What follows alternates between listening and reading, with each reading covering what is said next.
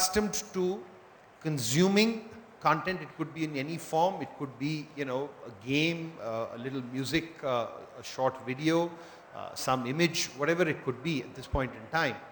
But this customer base is being nudged towards that digital entertainment economy that we are talking about. And from a number perspective, it's a very interesting landscape. I mean, we sell 220 million phones in a year in this market.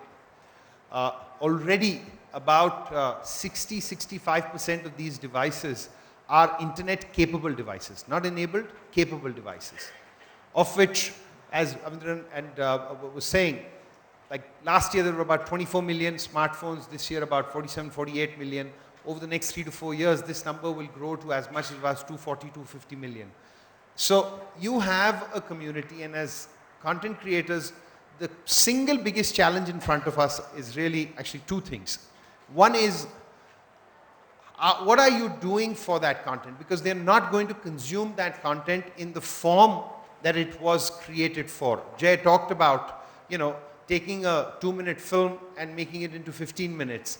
That and perhaps 20, 30, 40, 50 more innovations need to be done, experimented upon to get to consumers, because you're really targeting the next generation of consumers who are very fickle. They multitask. They may be sort of consumers of content on the go, as it were. And the second is all about pricing. And we've done a lot of innovation in this area, from as little as, you know, a rupee for something. But in markets like ours, we have to engage the customer to be able to pay. Because otherwise, trust me, we are sitting at something very significant were we to enable this only into the ad-funded ecosystem. Because for a $2 trillion economy, we only do $6 billion of advertising. And I'm sure my colleagues and friends over here who have for far too long relied on the advertising economy, you know, are sort of nodding in concurrence to that. Because a lot of media businesses, mainstream broadcast, still digitization has happened, a lot of slippage happens. And I think consumers here have the capacity, because we are large consumers of content, as long as you make it parity, make it a parity to their purchasing power, and don't have aspirations of, okay, I'll launch a $10 service, you know, for consumers to know. So I think that's where it is.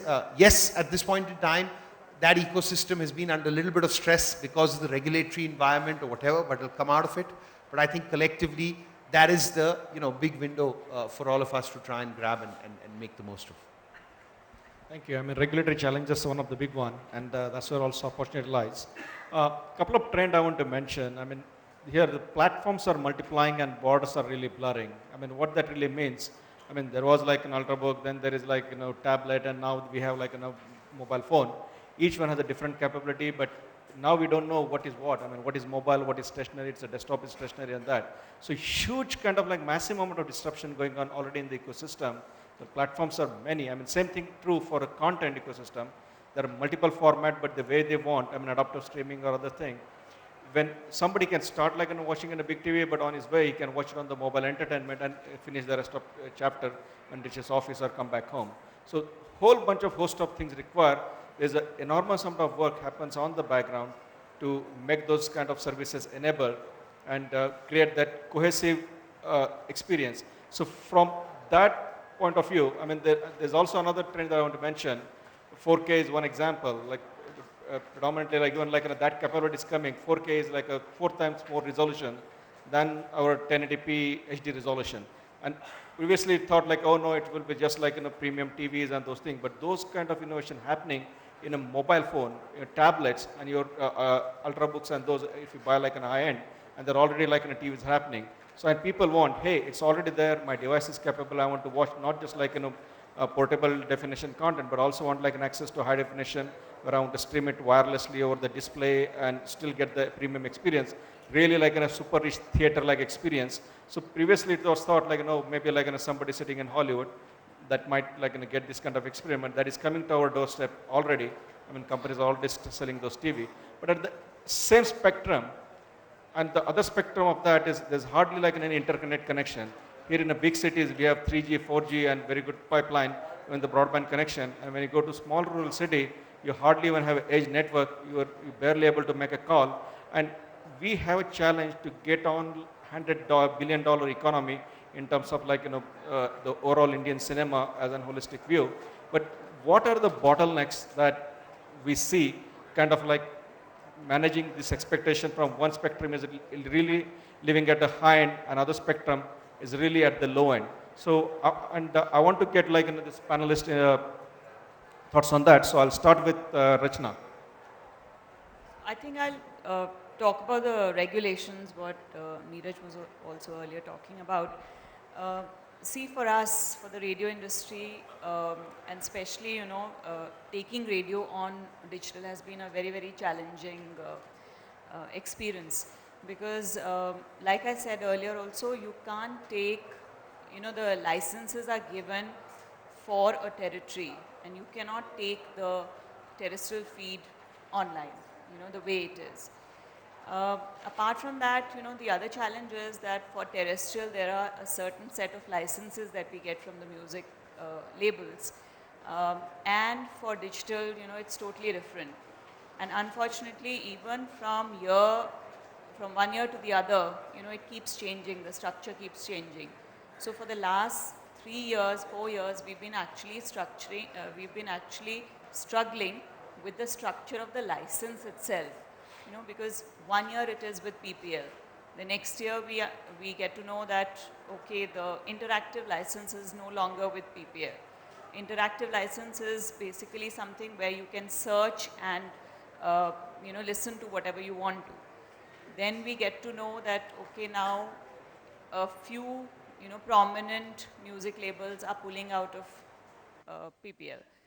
Then, everybody is basically pulling out of it. So one has to also look at, what are the kind of budgets that one is playing with, and, what is the kind of structure, or what is the kind of product you want to build with it. Now, unfortunately, because it keeps changing, the product also has been changing from time to time. So that's, these are the two big challenges for us. These are the two big struggles. And like Neeraj said, right now, whatever we are providing online or on mobile, it's all free. Neeraj, I also wanted to point out that, while we would like to get into that space where we, look at subscriptions and stuff like that, another big challenge remains piracy. And, while I would say internationally, in some countries, it has been controlled to a certain extent. There hasn't been enough that is going on in our country on that, So I feel that's another big challenge. Sure. No, absolutely. I think, in fact, I was at a forum like this in Bombay some time back, and from the Andhra market, there was a wonderful initiative that they had taken. They call it the Film Police or something like that. They'd actually launched an app wherein at one level, I think, this again is a collective thing that needs to get introduced, where already in international markets, they are holding ISPs responsible for carrying pirated content. So something of that nature, and I think this is something for FICCI to take up and for various industry bodies to highlight, because your consumption of your content is going to be more and more on digital platforms. If you do not at one end sort of plug the piracy issue, you will be challenged for revenues. But again, just to have one comment here. Piracy happened because of 3 reasons. One is content is available, but it is at exorbitantly high prices. Another one, content is not available. And a third reason is people just do the pirated content download because they are not aware. This is a pirate versus not pirate. So here, Neeraj, there are people willing to pay, but a lot of time, don't you think like in models like a freemium, which is started in a lot of applications, in fact, you're also one of them, that kind of like makes people to like a purchase ancillary content and still like recover the revenue. Is this something that pattern has been changing? Here, what we are talking, as what you mentioned is like there's some like a firm action needs to happen from the regulatory side. But is that sufficient, or can you find the innovative way to basically get the additional ancillary revenue stream to like fulfill the need for even both from the business side consumer side and the infrastructure side. I mean, to be honest, piracy is a problem which isn't from today. Piracy has been around for the longest time, right? Right from the time the first 8-track, tapes were made, people started bootlegging music, and piracy happened. Piracy is a fact of life. You can't kill it.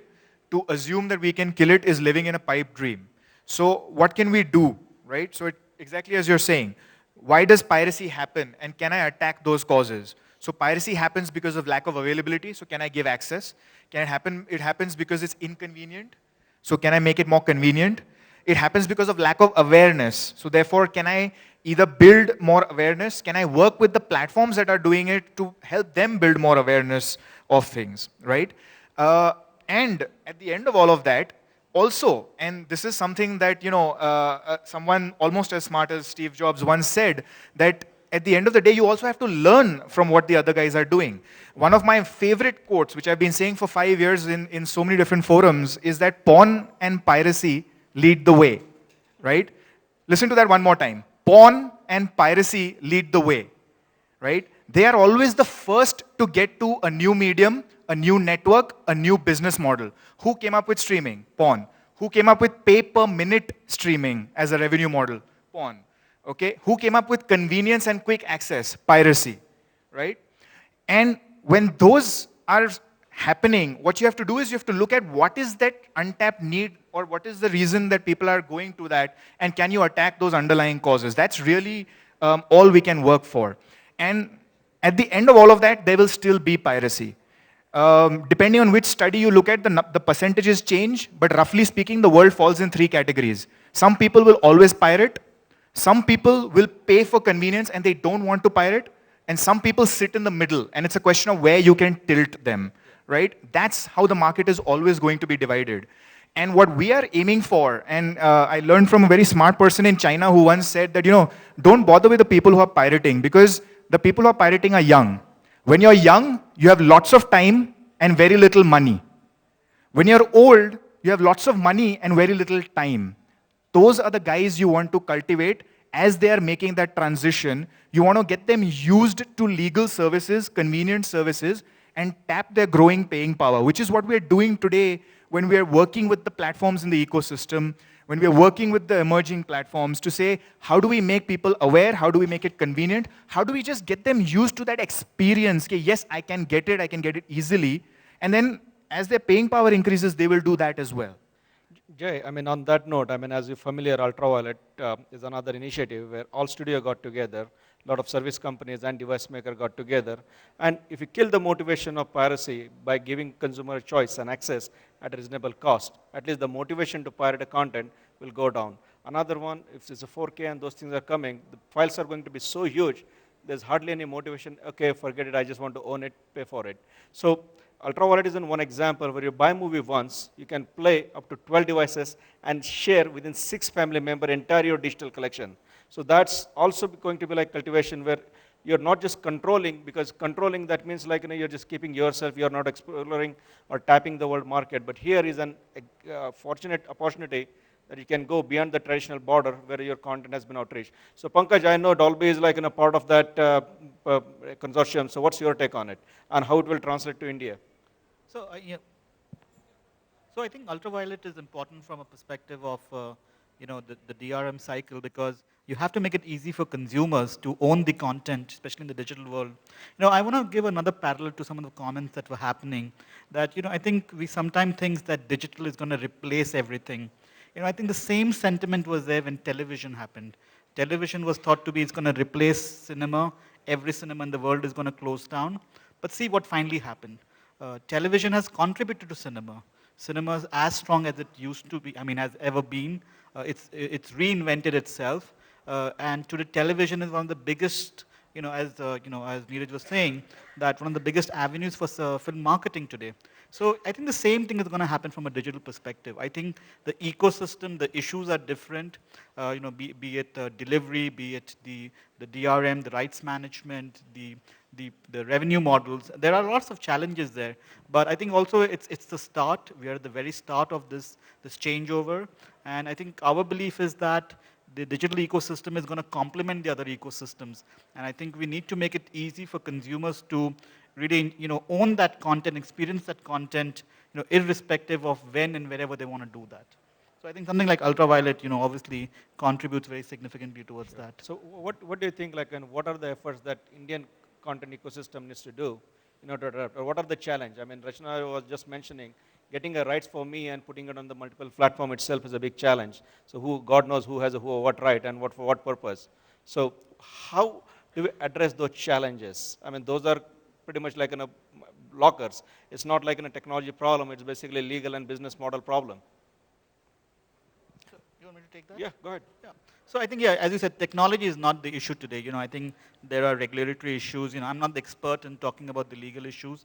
And I think it's also, as Neeraj and everybody's mentioning, it's about business models. So I think the business models are going to emerge. The Indian market is very different. So I think one of the things when you talk about piracy and the willingness to pay is also compared to television, which is the other content that comes into your home. It's very inexpensive today. I think television is going through digitization.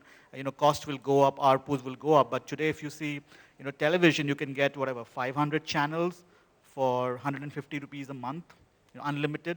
So there's a lot of content that you get into the home. So I think comparative pricing also becomes an issue. So I think it needs new business models to emerge. I think there's a lot of digital media being used for ad supported and free and from a marketing perspective.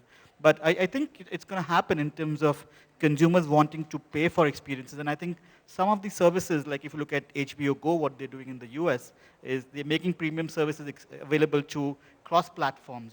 If you have a television subscriber.